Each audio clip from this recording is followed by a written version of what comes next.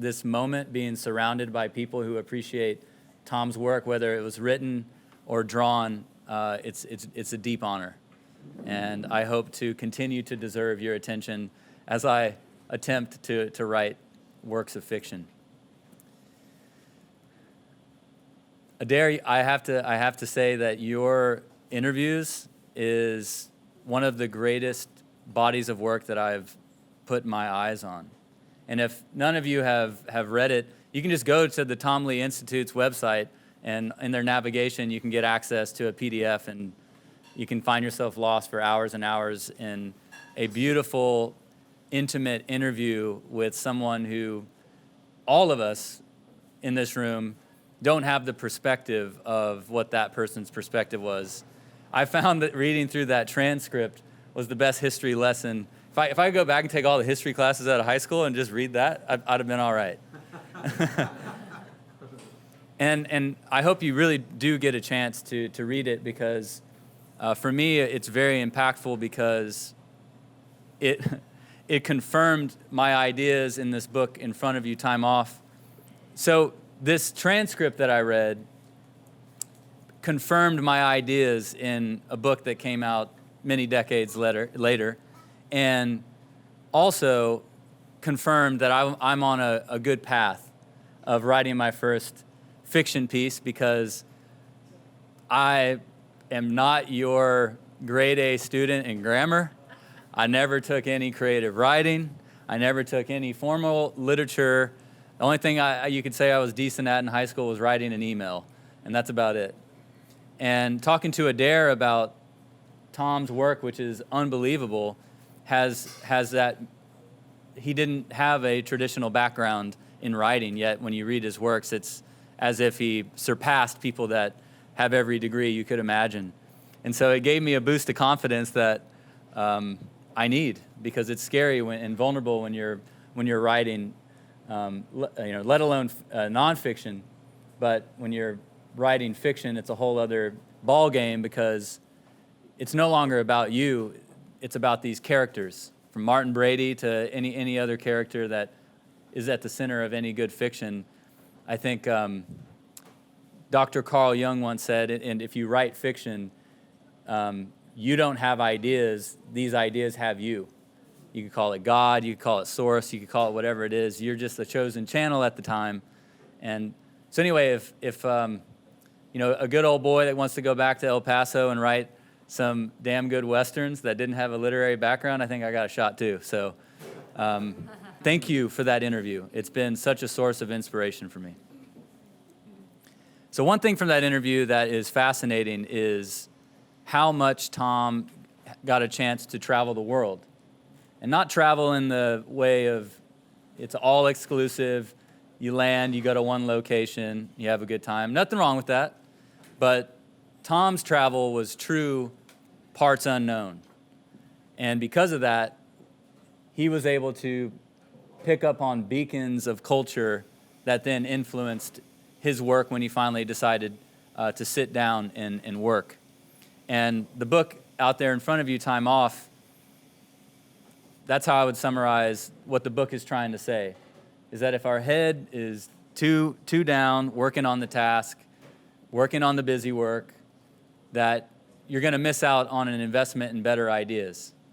And so each one of us has a lot of responsibility that we have on our shoulders with our job, our craft, whatever that may be for you. And so I want to physically experience the point of the book. So we're going to do an exercise together real quick, all right? So everyone, on the count of three, I'm going to say, right at 3, you're going to take in a really big, deep breath, and you're going to hold your breath. Ready? 1, 2, 3. You got to hold it.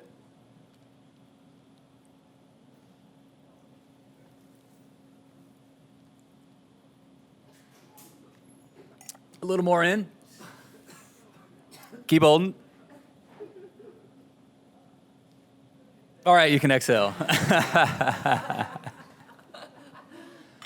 So the analogy we make in the book is our work ethic, which is very important, just like your inhale, is one part of the oscillation. But if you don't exhale, you ain't going to be sitting there for much longer. You ain't going to be standing there for much longer. And so time off, in our book, a rest ethic is about studying the art of intentionally relaxing, intentionally detaching from the active work you're doing. And that it's a craft in of itself. It's not lazy. It's instead a better investment in your ideas, your creativity. You get perspective. You detach. And in the West, at least, we have a lot of connotation around time off equals vacation. And true, but there's so much more. Time off comes in many sizes, many shapes. Sometimes that's a prolonged sabbatical for a year to step away, think about a new body of work.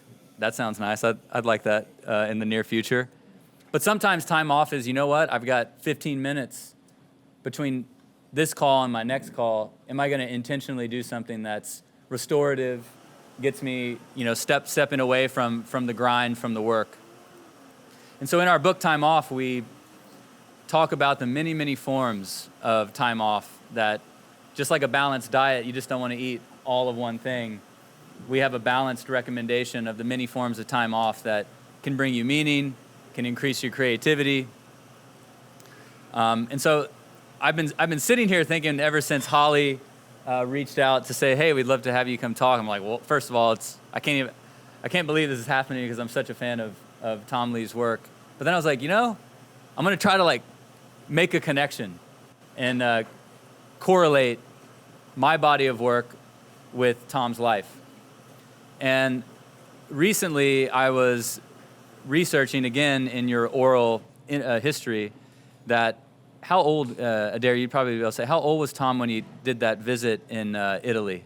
When Tom Lee was 23, he traveled all around Italy and saw a number of works, one of them being the Risen Christ art piece, and it, in his words, was perfection. So Tom went to Italy when he was about 23 and got exposed to some artworks that fundamentally shifted, in my perspective, his work. He saw an upper echelon of works that set a standard for him. And he could have stayed in Italy, because that sounds nice, and been inspired and stayed there, but instead he decided to come to West Texas to go to El Paso. But what he did was bring that exposure of that craft, of that creativity, to where he is. And we talk about this in the travel chapter of Time Off, the importance of travel. And you don't need a passport, you don't need a plane ticket for travel. You can go to parts unknown in your own city and be inspired and see something unique. But I realized that what Tom did by going to parts of the world, being exposed to amazing aesthetics, other cultural dynamics, you not only become a curator, but you can become a shepherd of that and bring it to whatever home is. And I see the most important silver lining of this pandemic. I was forced to do that myself. I love Italy. I love Europe. I think they got a lot of things figured out that we don't in the West quite yet. So in the summer times, I like going over there. But with the global pandemic, that wasn't an option. So me and my fiance, Sarah, our friends, we had to bring Italy to us. We had to bring Berlin to us here. And that's something that I feel called to honor about Tom's work, is that he went to so many places, got inspired, and then you don't have to be in that jurisdiction to only have that excellence. You can bring it elsewhere. And I think that's something all of us can take home and ask ourselves of the amazing things that you've seen in the world. Are you maybe outsourcing that a little too much by saying, oh, that only happens in that jurisdiction. That only happens in Mexico. That only happens in Thailand. That only happens in New York. It's like, no, it doesn't. You can be inspired by that and then activate that wherever you are, in whatever craft that is. So that's something I felt very moved by when reading through the transcript, was him talking about how much his world travels impacted his style, and then that style brought to Western culture is unlike anything we've ever seen before. So this intentional remixing by taking time off from your usual routine to go to somewhere new to go to somewhere interesting, to upgrade your uniqueness, to upgrade your creativity. And if anyone wants to argue with you on that you shouldn't take time off, you can just throw my book at them. And we've done a good job of proving that it's not just a important thing for your health, but literally every intentional form of time off that you take is investing in a more interesting version of yourself, which is going to make your body of work more interesting. I curated a few things from your oral history that are very inspiring for me right now as I'm in the last stages of writing my first fiction, which is a Western. The name of it is The Conscious Cowboy. And it's very inspired by The Wonderful Country. It's a different narrative, but the way I like to summarize The Wonderful Country is it's a cowboy-like character who's stuck in between two tough places and doesn't really have a home. And how many times in our life have we had something analogous to that? And so if that resonates in any way in your life where you've been stuck in between two places, I think you'll like The Wonderful Country if you haven't read it yet. But anyway, I have imposter syndrome just like all of us, where I'm like, I'm writing a fiction book. Who the hell am I to write a fiction book? And reading through Tom's work is he goes, I'm paraphrasing, but in order to get your badge, in order to get your license to write fiction, you just have to answer the question, yes, to the question, do you listen? Do you listen and do you pay attention to what's happening around you? Because if you are, and you can figure out how to type or write what you saw or what you heard, you have everything you need to be an amazing writer. And it's that simple, but also that hard. And so I really love this idea of his where he talked about time off and the importance of time off that inspired the great lines and the great scenes in The Wonderful Country and many other works. And when talking about The Wonderful Country, he said, when traveling down in Mexico, I never carried anything more than a little notebook because I was trying to train myself to hear rather than to just see. I was trying so hard to be a good writer, The hardest chapter in that book was where Martin goes with Joe Wakefield across the river in the springtime. I was trying to tell how much this fellow felt about both sides of the river. I remember I struggled and struggled for some way to express springtime, and I settled it by saying, a mockingbird sang on a budded cottonwood. And there's a little illustration right there of that depiction. And he said, I always had to watch myself about using big words. And by the art of training yourself to listen, I was able to choose the shortest way if I could say exactly what I wanted. And so, those moments that, again, as a writer, shouldn't you just be butt in seat, hands on typewriter or hand on pen? That's the work. But you could argue the most important work that Tom did, or any artist has ever done, is those long walks in Mexico, or those intentional points of leisure in our life where to the outsider we look like a lazy bum, but you're doing possibly the most important work, which is to curate, to pay attention. And hearing that again has inspired me. I grew up in South Texas near Houston, a small town called El Campo, and I had this 3 months into writing the first book. It's going to be a series of The Conscious Cowboy. I had that moment. I really resonated with Tom by him going, I just want to be a good writer, And I've had those moments where I'm doubting myself. I'm like, this is going to fail on many fronts. And then I just remember, I've seen, growing up on a ranch, everything I need to see to write a good fiction. And so I want to make sure to allow time for maybe some questions. So the last thing I just want to leave with you is 3 years ago, being a writer was not on my radar whatsoever. I'm just a guy who's worked in tech, who grew up on a farm in Texas. Whatever craft that calls you, could be sculpting, could be writing, could be making films, could be making music, could be the culinary arts.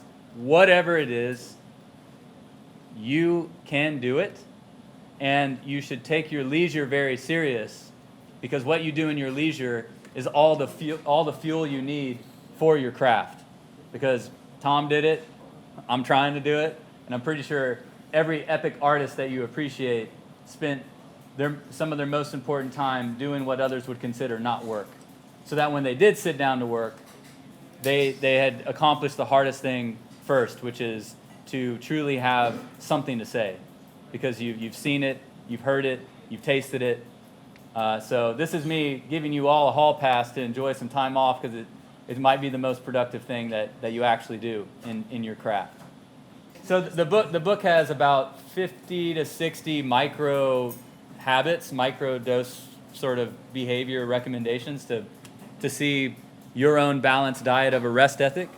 And the one that I found through coaching lots of organizations and just hearing back from readers since it's been out is the art of it. The subchapter is reflection, which I think is probably the most meta and the most important form of time off. So reflection also is journaling, contemplation, choose your word. But we have about 20 prompts, 20 questions in the book for someone who really just feels like they can never take time off. And the art of reflection, whether that's a 5-minute meditation and journal session or a 50-minute or a full day, is up to you. But there's a couple of questions that we introduce in the book, and I'll say them out loud so maybe you can kind of ponder on that. But one of my favorites, that when I had my burnout recovery, I like to joke that I'm a recovering workaholic. I still have that tendency. And my go-to question to reflect on at weekly basis, monthly basis, quarterly basis, whatever you want, is all my hard work actually working? Right? Because there's a difference between quantity of input and quality of output. And I think in Western society, specifically, there's an obsession of a false formula, which is quantity of input equals quality of output. It's quality of input equals quality of output. And so I think the art of reflection helps you realize, like, am I off the mark? Should I pivot? Should I let something go? And so that's one that is one of my favorite go-tos. And then my other one is, what would this look like if it was easier?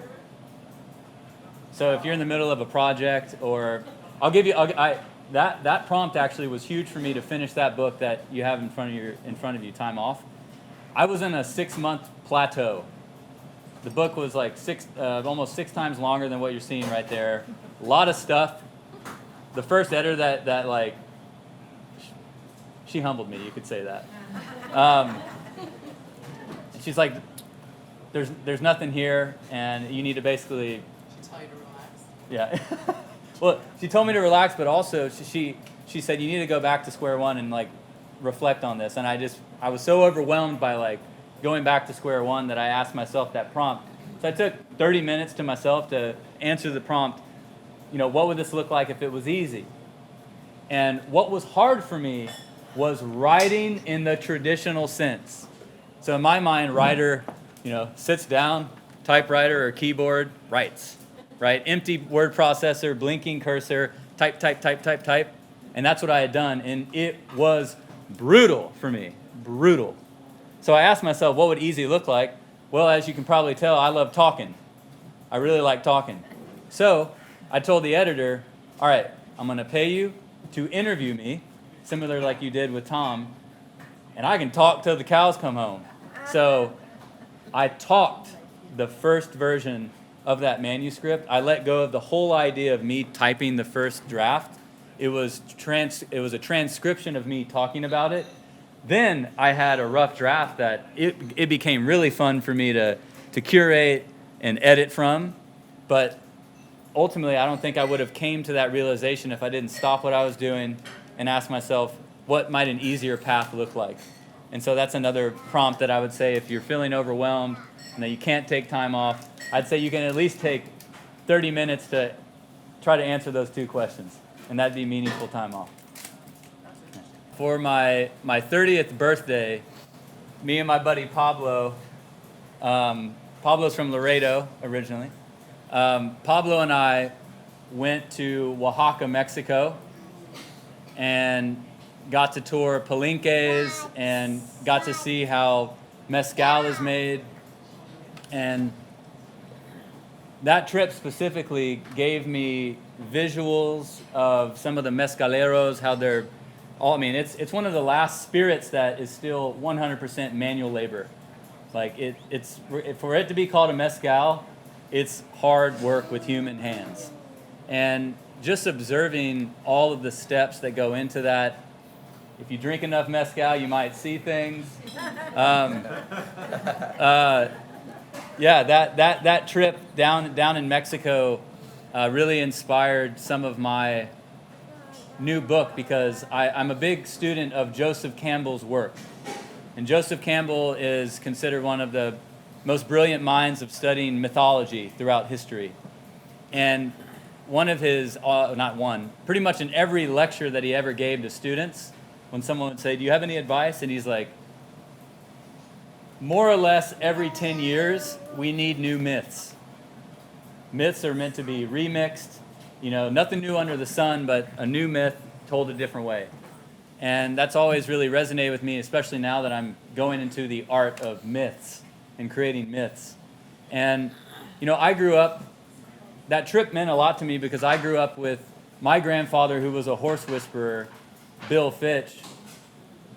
He only worked with vaqueros. He's like, all the other gringos around here have no idea what the hell they're doing on horses. And so he was just like, my unit are going to be, Mexican cowboys for the most part.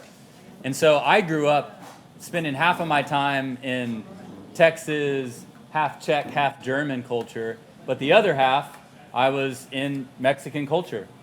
And that was always beautiful to me. And, there's parts of my hometown, parts of the world in general that I think many of us are proud of, around prejudice and judgment and stereotype. And I just never saw that growing up. It was, they're people, we're people.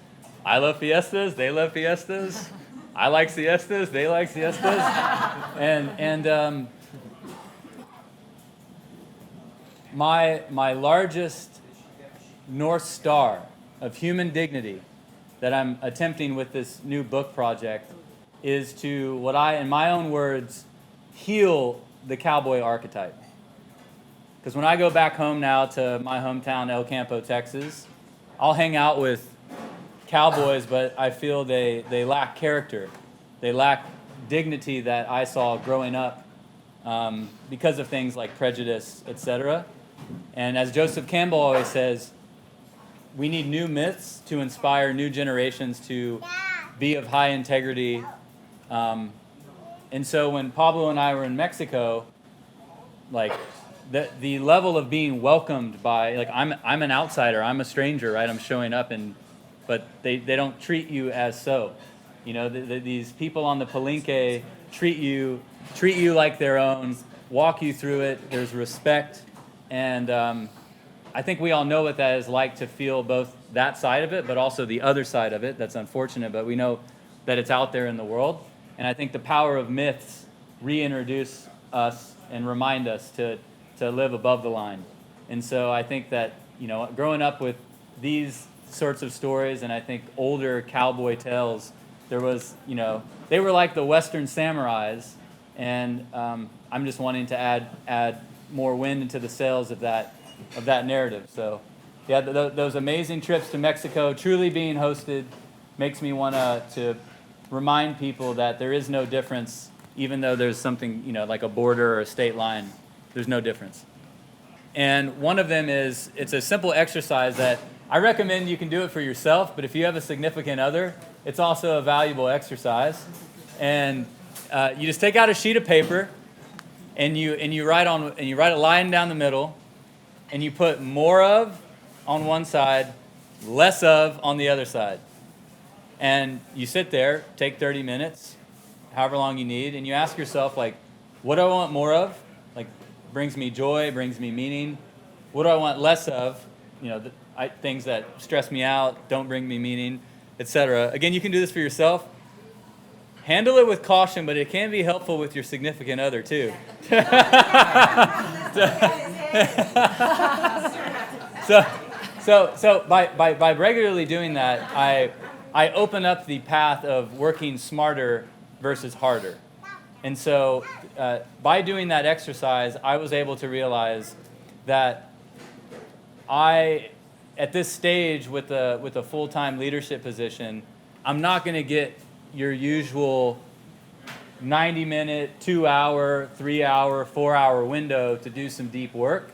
Maybe on some nights and weekends, but I have to make sure to maintain my relationships, so I'm not going to work on all nights and weekends. So the truth of my reality, the season of life that I'm in, is my creator time of writing books, doing illustrations for the upcoming book, eventually writing screenplays, hopefully, it's the whole compounding hypothesis of a little bit each day.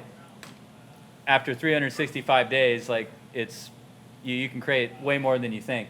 And so for me, it's about the power of ritual is what's been my greatest gift of whether it's a 20-minute little slice of found time or a 30-minute writing session day over day. I find that I can have a full-time leadership position, but then a compounding effect of a body of work over time. And that's just my truth. That might not work for anyone else. But those are two tactics that have worked really great for me. And constantly journaling. So Stephen Pressfield writes a lot about this in his book, Turning Pro. He actually argues that every artist should have a full-time job that they slightly hate to increase the quality of their art. Because he's like, when you finally do get maker time, it's sacred, and you're not going to waste it. Yeah. And then, so I kind of agree with that, but I would say, if you still love your job, I think that's awesome. That's important. And use your job as a resource to cultivate ideas. It's like in my day-to-day, I pay attention, similar to my earlier point of like Tom Lee's skill of like listening and paying attention. It's like, sure, I could be on a business call for 30 minutes, but someone may say a clever joke or a funny line. That's a gift. That might influence my next prose that I write. And so I think that with the right mindset and rituals, it can actually fuel your work, not take away from it.